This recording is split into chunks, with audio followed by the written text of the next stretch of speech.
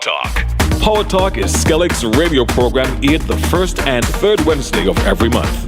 Tune in at 9:30 a.m. on ZIZ Radio for the latest information on what's happening at Skellig. Learn more about doing business with Skellig and the services that they offer. Power Talk, powered by Skellig.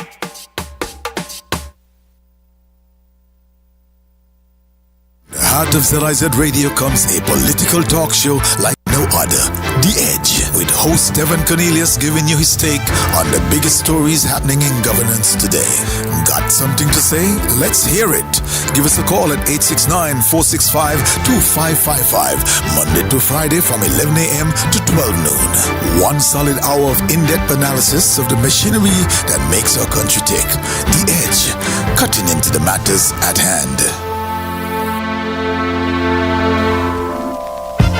Hey, guess what? It's Radio Market. Call in and sell your merchandise. You can negotiate and negotiate, give away and trade. We on radio, internet and TV. Like us, share us and subscribe to ZIZonline.com. And remember, we don't sell nothing over $5,000.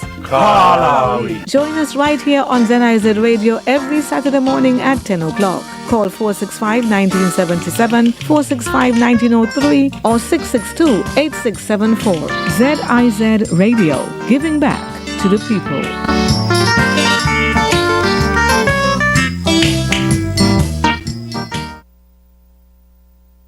Watch the creeper. Look out! Look out! This is it! Something new, something fresh, something exciting!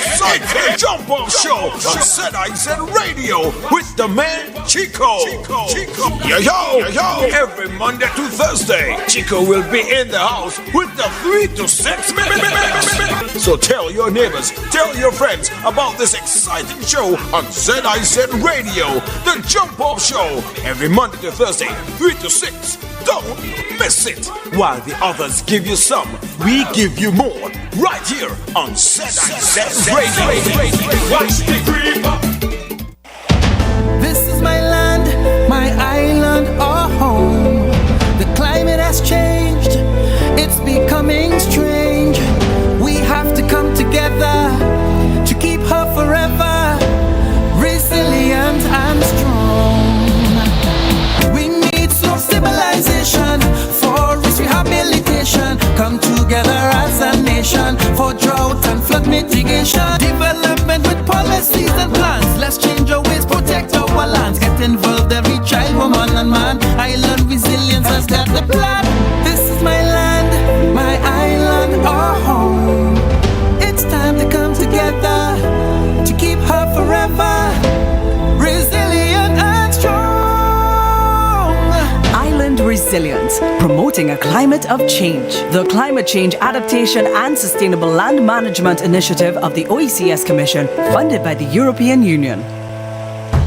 From the heart of ZIZ Radio comes a political talk show like no other. The Edge, with host Devonne Cornelius giving you his take on the biggest stories happening in governance today. Got something to say? Let's hear it.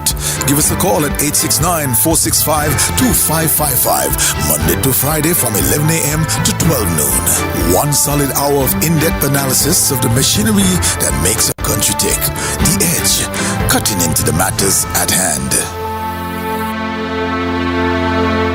The views and opinions expressed by participants and callers during this program are solely their own and do not necessarily reflect the views, opinions, or policies of ZIZ Broadcasting Corporation, its management, or sponsors. The station accepts no responsibility for statements made.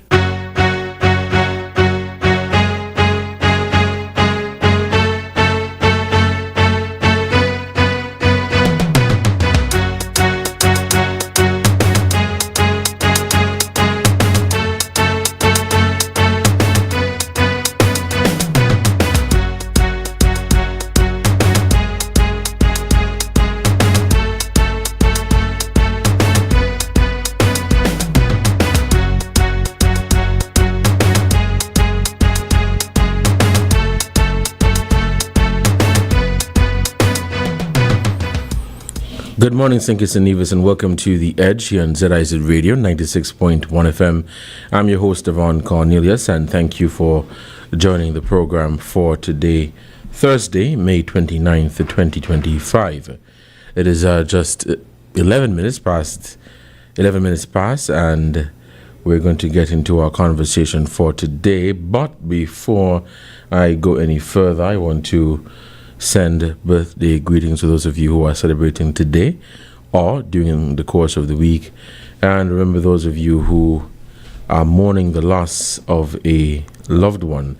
Let me also greet those of you who are listening from other parts of the world, whether it be across the Caribbean region and further afield in the United States, or if you are listening from the UK, from France and other areas. Thank you so much for joining the conversation for today. When we open the phone lines, you may call us at 467-1977 or 1903, or at 662-8674, which is our cell number. Call and lend your voice to the conversation at hand, and we'll take this discussion right up until noon. Of course, we are also live on our social media platforms, Facebook and YouTube, as well as TV channel 5. Today I want to speak about a recent statement from the Ministry of Justice and Legal Affairs, and it is in relation to ECHO. And that organization is associated with music rights here in St. Kitts and Nevis and across the Caribbean region. But the Ministry of Justice and Legal Affairs has issued a statement regarding ECHO not being authorized to operate within St. Kitts and Nevis. And I believe that some of the details that have been shared in that statement are, let me say, jaw-dropping, and so I will share that with you, the listening audience. So I'll read the statement, and then we'll attempt to go further. So, the Ministry of Justice and Legal Affairs wishes to inform the general public that the Eastern Caribbean Collective Management Organization for Music Rights, otherwise known as ECHO, is not authorized to operate within the jurisdiction of St. Kitts and Nevis at this time. No other collective management organization, otherwise called CMO, is similarly authorized. This announcement follows the enactment of the Copyright Collective Management Organizations regulations, which came into effect on December 6, 2024. These regulations create a mandatory legal requirement for all CMOs to obtain prior authorization from the Intellectual Property Office of St. Kitts and Nevis, IPO SKN, before issuing licenses or engaging in any collective rights management activity in the Federation. So in other words, they must get a license before they can do any sort of collection rights in St. Kitts and Nevis. Despite being notified on December 10th, 2024, and extended courtesies to allow time for compliance, ECHO has failed to submit the required application for authorization. Instead, ECHO and its local agents have continued to issue licenses in open defiance of the law, with such unauthorized activities continuing as early or as recently as May 2025, so this month. The ministry therefore advises all persons and businesses in St. Kitts and Nevis to cease all engagement with ECHO or any other unlicensed CMO until such time as official authorization is granted by IPO SKN. The Ministry of Justice and Legal Affairs and the Intellectual Property Office of St. Kitts and Nevis remain committed to facilitating a transparent and fair authorization process. The new regulations are designed to ensure that all CMOs operate in a manner that protects the interests of rights holders, licensees, and the public. Notably, the regulations require the CMOs to file annual reports on their legal, financial, and operational status, which will be accessible for public inspection. And remember, the CMO in this context is collective management organizations. Maybe I should say that because I don't want people to think that I'm referring to the CMO or chief medical officers. So the collective management organizations to file annual reports on their legal, financial, and operational status, which will be accessible for public inspection. Furthermore, the regulations mandate that the Intellectual Property Office of St. Kitts and Nevis to create an avenue for members of the public to submit written reports about their experiences with the collective management organizations in St. Kitts and Nevis. And these reports will be considered by the IPO-SKN when determining whether authorization should be granted.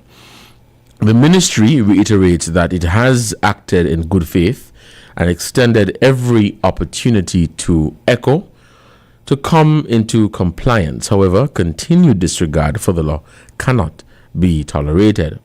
Persons who have been issued licenses by ECHO after December 10th, 2024 are invited to submit copies of these licenses to the Intellectual Property Office at ipo@gov.kn. That is ipo@gov.kn,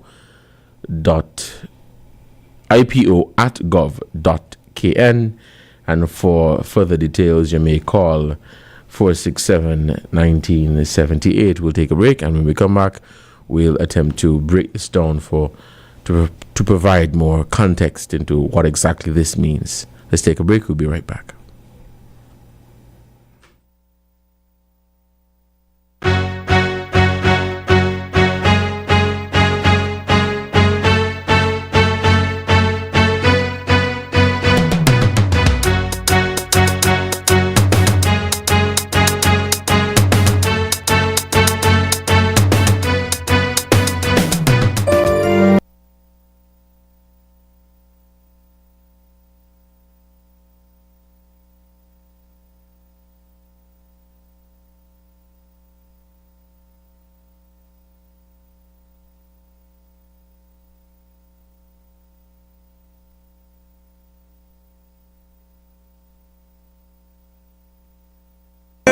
Joy and pain, but NCI's here day and night, always here for you, making it right. Always here for you. Always. With NCI, you've got a friend. Always here for you. Always. Right here till the very At National Caribbean Insurance, you are covered and secure. We're your partner, your protector, your peace of mind. So for home, for health, for life, choose NCI because we're always here for you. Always. Always here for you. Always. With NCI, you've got a friend. Always here for you. Always. Right here till the very end. Always here for you. Always. With NCI, you've got a friend. Always here for you. Always. Right here till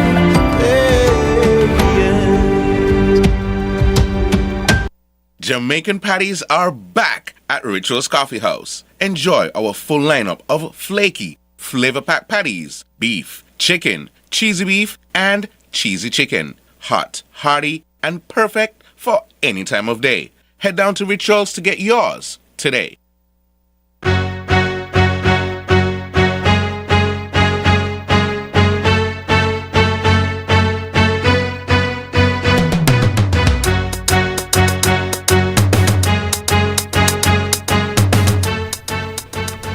Welcome back to The Edge on ZIZ Radio 96.1 FM. Thank you so much for joining me in the program for today. For those of you who are just tuning in, we are on the topic of ECHO, which is a body or a group that collects money for music rights. And so let's say I am an artist here in St. Kitts and Nevis, and my music is being played at events and so on.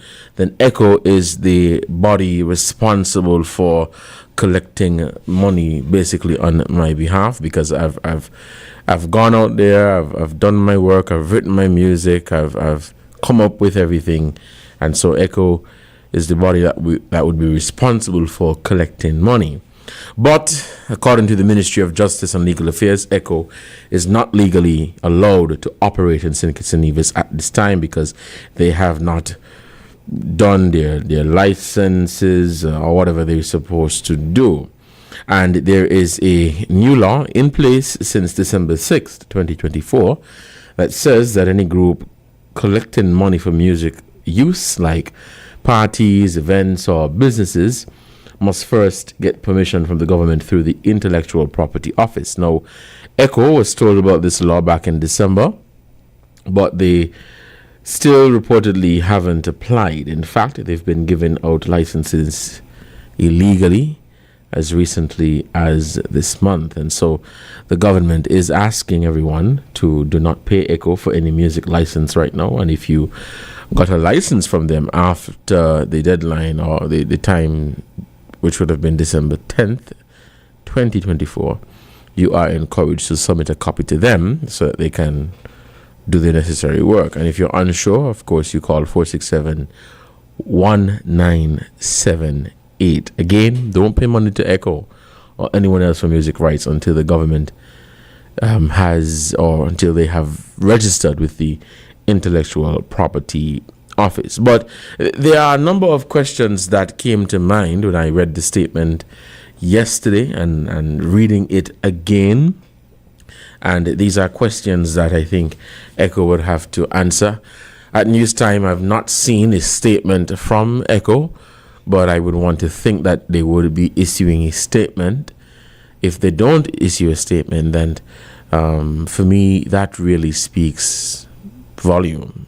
That speaks volume, but the questions that I have is, has ECHO submitted an application to IPO since the statement? Have they tried to follow up with the ministry or with the Intellectual Property Office? And why is it that it took them so long, or why is it is taking them so long? And imagine you are trying to encourage people to ensure that creatives in the region are protected, but you yourself, you're not following the law. You're not following the law. And so right there, you have created the breathing ground for people to lose all respect and trust for you, because you are the organization responsible for ensuring that creatives are recognized and creatives receive their money for their work.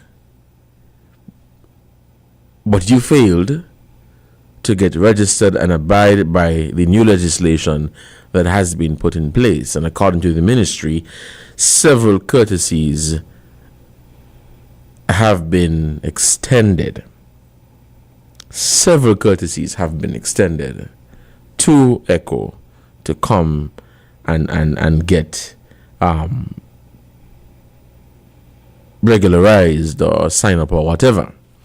But what does ECHO say to the DJs, the bar owners, event promoters, the creatives, the businesses who are now confused or feel caught basically in the middle? Because they are the ones who are now in the middle. And is ECHO willing to come forward publicly to clear up any misunderstanding with the artists, creatives, and the business community here in St. Kitts and Nevis? And would ECHO be open to, and I'm putting this out there because I'm pretty sure somebody is listening, would they be open to a public discussion, a public forum to answer these questions? Because I've been hearing about ECHO for quite some time now, and I like the idea behind of what they do, because creatives in St. Kitts and Nevis and the region, they put a lot of energy and they put a lot of work into their pieces. It's not easy to sit down and compose a song.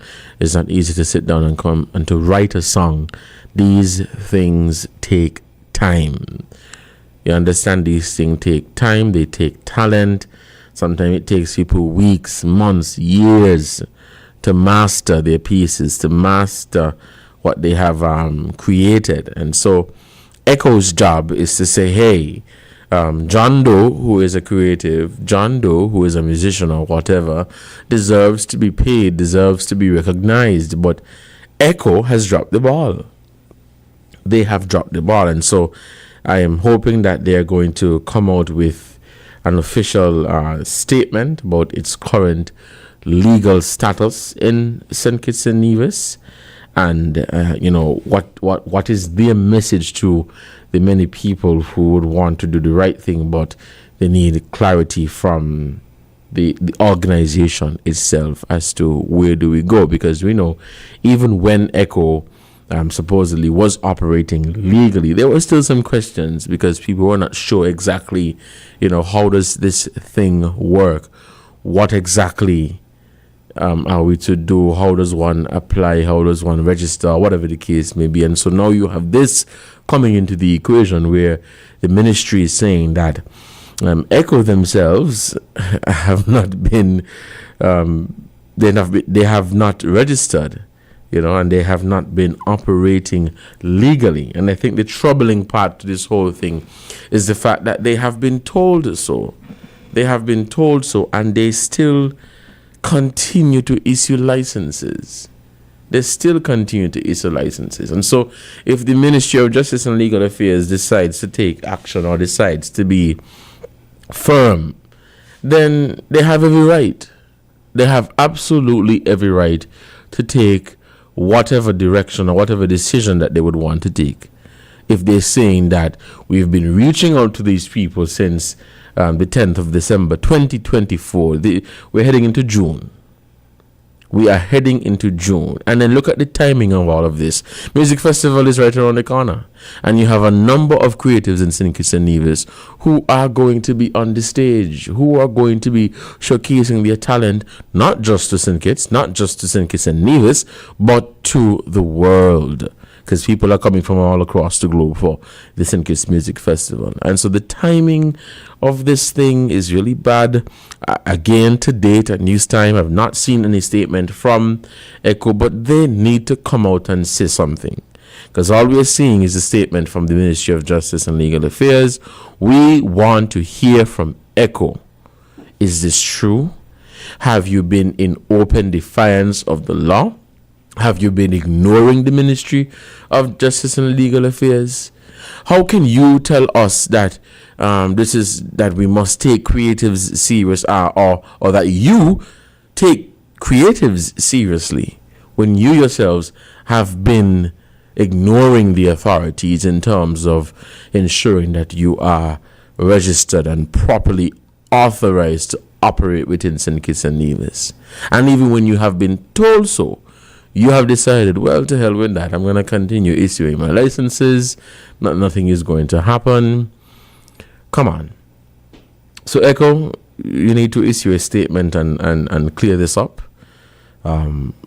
Regarding your legal status in the Federation, and speak with the creatives and the many people here who need clarity, because there are a number of people who are now, I would say, stuck in the middle, and they're not sure, what to do. Perhaps, because we don't know, perhaps Echo has been in conversation with creatives in St. Kitts and Nevis privately. And so I want to give them that benefit, right? Perhaps they have been in conversation with creatives, regarding what has happened or what has transpired. And so if that is the case, then okay, I can understand. But Echo has a responsibility to come and say exactly what the issue is. It's 11:30. We'll take a break, and when we come back, we'll continue the conversation here on The Edge. Stay with us.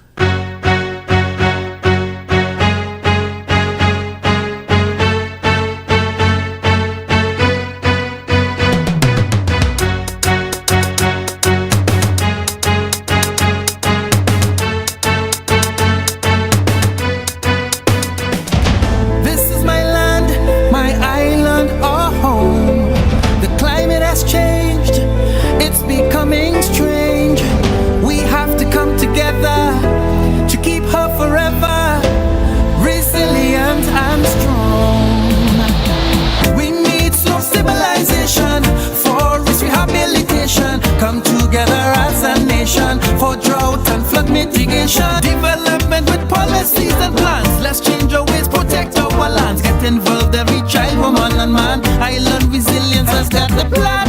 This is my land, my island, our home. It's time to come together to keep her forever resilient and strong. Island Resilience, promoting a climate of change. The Climate Change Adaptation and Sustainable Land Management Initiative of the OECS Commission, funded by the European Union. Foodies are hungry and they're looking for you. Get your restaurant or food spot on the hottest shows, The Morning Show and The Edge, at the perfect time when stomachs are growling and cravings are real. Twice a day, boom, your name, your flavors, front and center. Plus, we're throwing in a sweet bonus deal to give you even more airtime. Don't get left behind. Get featured on Taste on the Town. Call 869-662-8203 or hit up sales@ZIZonline.com and let's feed the island with your deliciousness.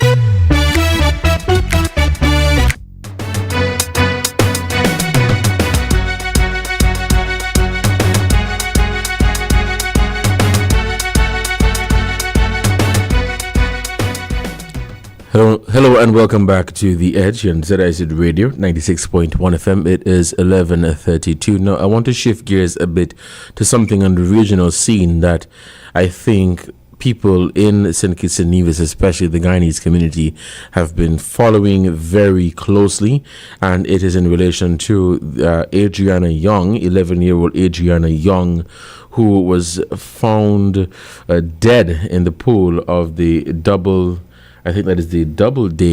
International Hotel in Guyana. Now, hours ahead of a second autopsy, the Guyana Police Force released the following statement, and I'm going to share the statement for you because it is important that you hear the information in this statement slash final post-mortem report, which has been submitted to the police. As it is right now, let me say, Adriana Young's body is in Atlanta, Georgia, United States of America, where another autopsy is being carried out. But this autopsy, let me read the statement for you. The Guyana Police Force wishes to confirm that the death of 11-year-old Adriana Young has been officially ruled a drowning with no signs of foul play, according to the final post-mortem report submitted today, which would have been May 27th, by 3 internationally renowned pathologists to investigators. Young's body was discovered on April 24th, 2025, in the swimming pool of the Doubleday International Hotel. The certified findings from the autopsy confirmed that her death was consistent with drowning, and no evidence of trauma, assault, or any other criminal activity was found. Moreover, the above findings support an earlier report submitted by Leonard McCushan, who is retired, of the Royal Canadian Mounted Police investigator, who concluded that there is no evidence of foul play by persons named or unnamed during the investigation. Adriana, a female of mixed ancestry, was reportedly last seen by her grandmother at approximately 1:01 p.m. on April 23rd, 2025, in the hotel's swimming pool. Her body was found floating in the same pool the following morning. Upon learning of the incident, the Guyana Police Force launched a thorough investigation. The child's family raised several concerns, citing her ability to swim and alleging the possibility of sexual assault, forced drowning elsewhere, and ritualistic activity. These concerns were taken seriously and fully explored in collaboration with forensic experts. A comprehensive post-mortem examination, including toxicology and DNA testing, was carried out, and the key findings include No signs of acute injury or trauma were present. Toxology, assault kit, and DNA analysis for potential suspects were negative. Skin and airway changes were in line with prolonged submersion and drowning. There was no evidence of restraint, struggle, removal, or return of the body. The pathologists concluded that Adriana Young drowned, likely sank to the bottom of the pool, and later surfaced due to natural decomposition processes common in tropical climates. The detectives are currently preparing the investigative case file for submission to the Director of Public Prosecution for her pursual and her legal opinion. The Guyana Police Force extends heartfelt condolences to the Young family and remains committed to transparency and justice. That is a statement from the Guyana Police Force, and they received the final post-mortem report, which was submitted to them on May 27th. We are getting reports that Adriana Young's body the body of Adriana Young has arrived in Atlanta, and this was some 14 hours ago, has arrived in Atlanta, Georgia for a second autopsy. And so, no, that was more than 14 hours ago. My apologies. Her body was flown out of Guyana on Monday morning. Young's body was discovered April 24th in the swimming pool of a local hotel in Guyana. Now, a number of questions have been raised, and naturally so. And this is a case that is very sensitive because right here at home in St. Kitts and Nevis, we have seen or we have heard of cases with certain similarities, and even across the Caribbean region. But this case is one that is filled with emotions, and I understand, because you're talking about an 11-year-old girl. And so there are so many questions that people would naturally have. What could have happened? What happened? Now, we were not there. I was not there. And so we are relying on information from renowned forensic experts and pathologists who are people who have done their job over the years and have proven to be accurate. And so we are relying on information from them, from the police force, and other sources on the ground. Now, the results of the second autopsy are expected to be released shortly, and when those results have been made available, I will be sure to share that with you. But for me, I don't want to be in the business of speculating. While it is somewhat natural for one to do that, especially in a case like this, I genuinely do not want to be in the business of speculating. But at the same time, I understand that people are going to have questions, people are going to be emotional, especially her family and her loved ones, the Guyanese community here in St. Kitts and Nevis. You have every right to have questions. You have every right to have questions, and it is not my place, nor the place of anybody, to tell you that you ought not to be upset.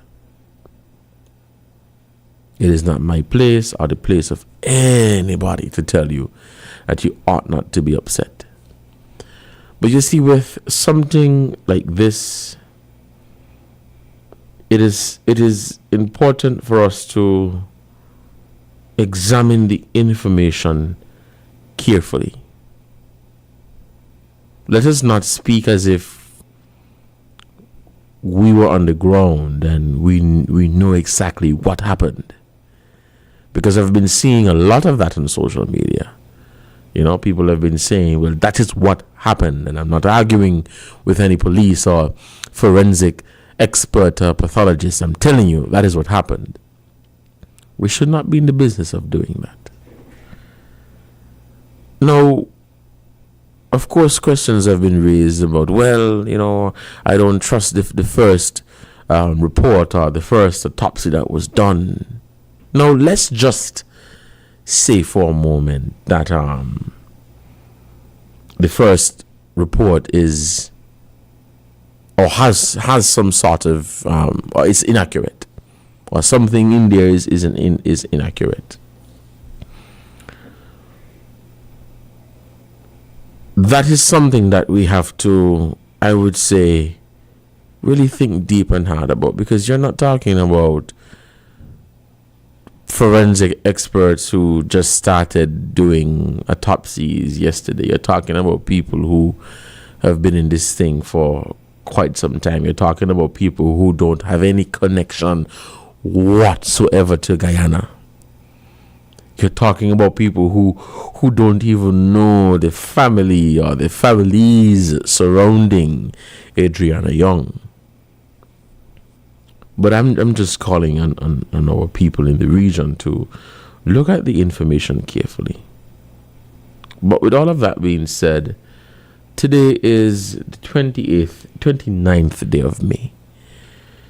And it is safe for us to say that she died between April 23rd and 24th.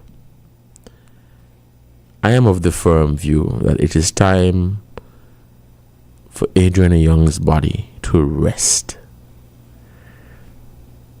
It is time for her body to be put to rest. I just got goosebumps and all. 11 years old. Perhaps it is easier for me to say because she's not my daughter, she's not my sister, she's not my relative. And I genuinely understand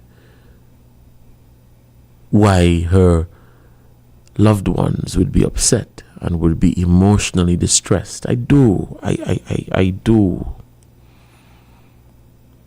But I believe it is time for her body to rest.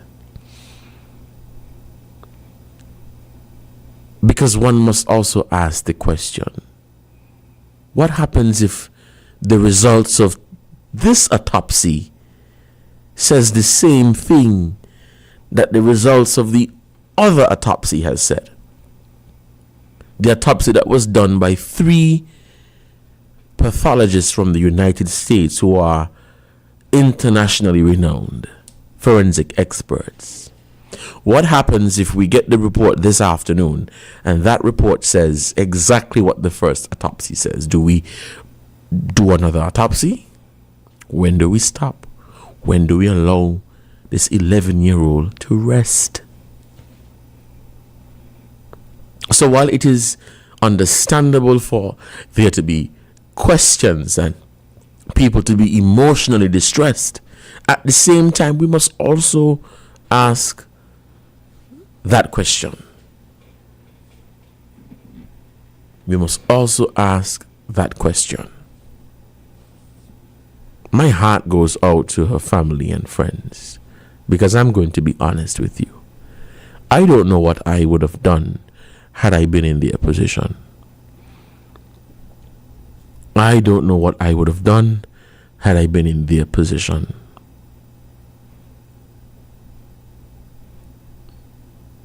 And so I understand the hurt, the feeling lost, feeling confused. I do. But it's been almost more than 2 months now. And so when the results of the autopsy have been made public, I am going to share those results with you, and we're going to go through it together. But I'm encouraging each and every one of you to keep following this story. It is really, really, really, really unfortunate. Really, really unfortunate. It's 11:45, and we are somewhat winding down. I just wanted the time to share this with you, because it's a very sensitive and emotional topic.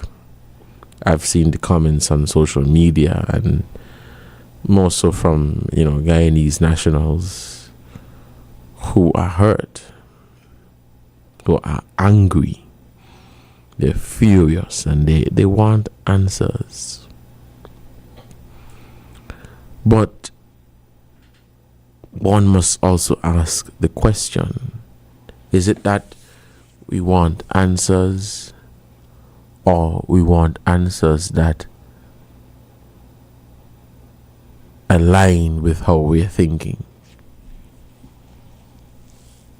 Do we want answers, or we want answers with how we are thinking?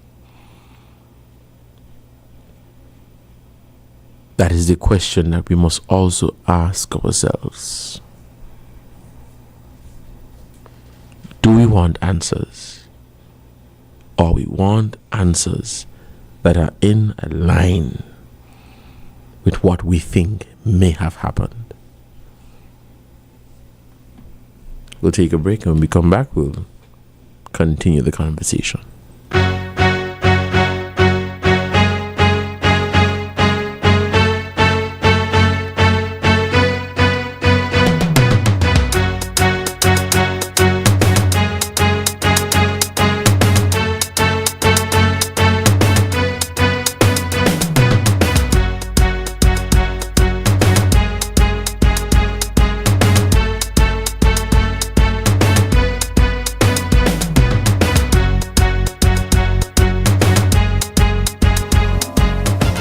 Hey, guess what? It's Radio Market. Call in and sell your merchandise. You can negotiate, give away and trade. We on radio, internet and TV. Like us, share us and subscribe to ZIZonline.com. And remember, we don't sell nothing over $5,000.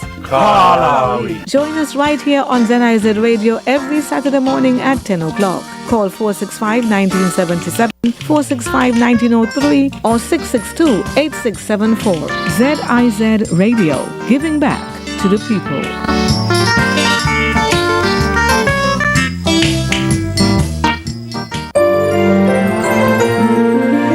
In the sun or in the rain, life's a journey, joy and pain. But NCI's here day and night, always here for you, making it right. Always here for you. Always. With NCI, you've got a friend. Always here for you. Always. Right here till the very At National Caribbean Insurance, you are covered and secure. We're your partner, your protector, your peace of mind. So for home, for health, for life, choose NCI because we are always here for you. Always. Always here for you. Always. With NCI, you've got a friend. Always here for you. Always. Right here till the very end. Always here for you. Always. With NCI, you've got a friend. Always here for you. Always. Right here till the very end.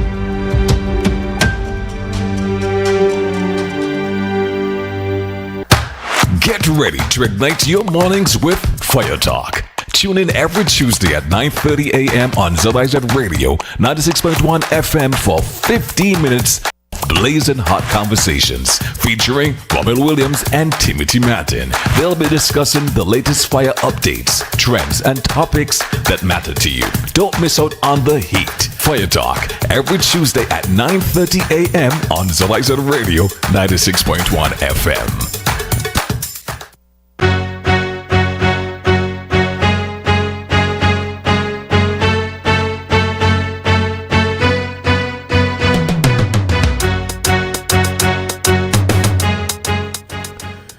Please be advised that the TDC Shipping Department will be closed today, Thursday, 29th May 2025 at 11 a.m. This closure is a mark of respect and an opportunity for our team to honor the memory and contributions of Mr. Leslie Thompson, a cherished member of our TDC family. Normal operations will resume on Friday, 30th May 2025. We appreciate your understanding and continued support during this time. Our office appreciates your usual kind considerations. You're listening to The Edge here on ZIZ Radio 96.1 FM. It is 11:51 and we are winding down. For those of you who are just tuning in the first half an hour, I shared a statement from the Ministry of Justice and Legal Affairs about ECHO being legally, whether they are legally authorized to operate in St. Kitts and Nevis, and they are not. And shift gears, some serious shift gears to the situation with unfolding with the body of Adriana Young, which is currently in Atlanta, Georgia, for a second autopsy and a second opinion at the Gwinnett County Medical Examiner's Office. That's the Gwinnett County Medical Examiner's Office. I'm looking forward to the report, and as I said, I'll be one of the first persons to share that with you, so that we could get more details or get a better understanding of the entire picture. But again, my heart truly goes out to the family and friends, the loved ones of Adriana Young.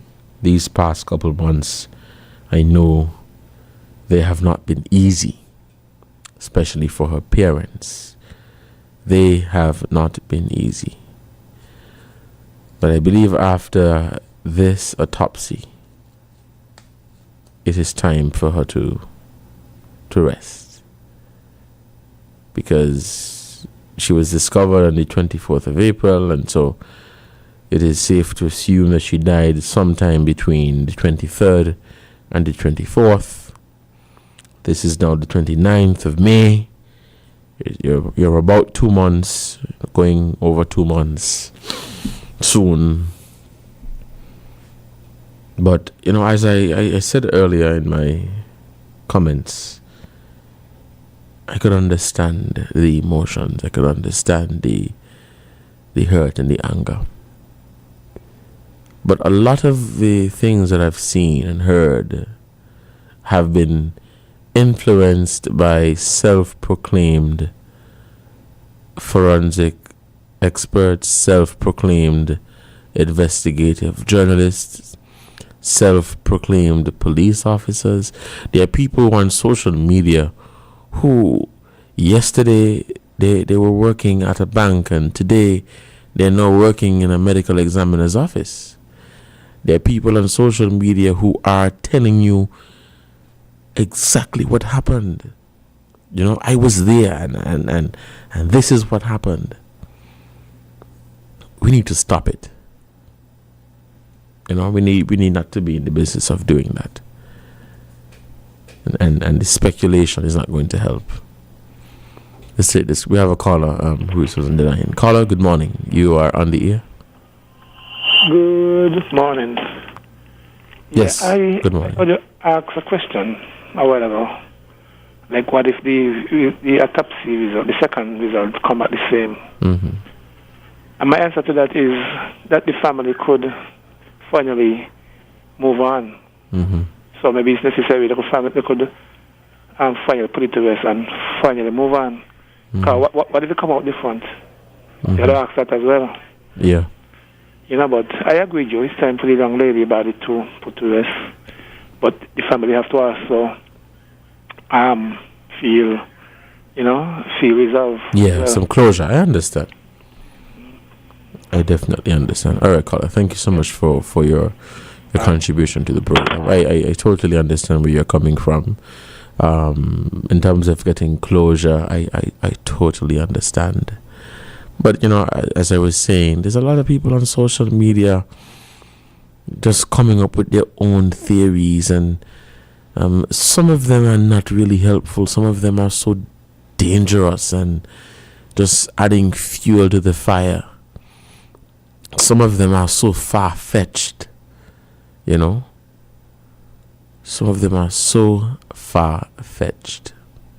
But we are awaiting the results of the second autopsy, and we're going to share that with you as soon as it has been made available. And I know for a fact that the parents are going to be among the first to see this report from the forensic experts. Now, I am not a forensic expert, for the avoidance of doubt and for the record. I'm not a forensic expert. I know my knowledge is very limited when it comes to autopsies and all of that, apart from what I see on TV and Netflix and so on. But I trust the work of forensic pathologists. You might have concerns about one forensic pathologist, but if 3 and 4 and 5 and 6 and 7 of them, who are not connected in any way, shape, or form, are saying the same thing, then who am I? Who am I? I don't know nothing about forensic pathology. Nothing at all. And at least 4 or 5 of them who are not connected in any way at all are saying the same thing. Who am I? It's just like somebody who has spent their 30 years in the business of construction, and they've been running blocks and doing foundation the entire life, and me just come on the work. Me no know nothing about building house, and me tell the man, boy, not so you're supposed to do it. Who am I? You've been listening to The Edge here on ZIZ Radio 96.1 FM. I've been your host, Devonne Cornelius. It's been good, and coming up at noon is our midday newscast. See you guys tomorrow, same time, same station. I'm hoping by tomorrow the report is going to be made available, or maybe later this afternoon, so you might hear it in our evening newscast. But don't drink and drive, don't text and drive. Please, I beg of you, stay safe and enjoy the rest of your Thursday. Goodbye.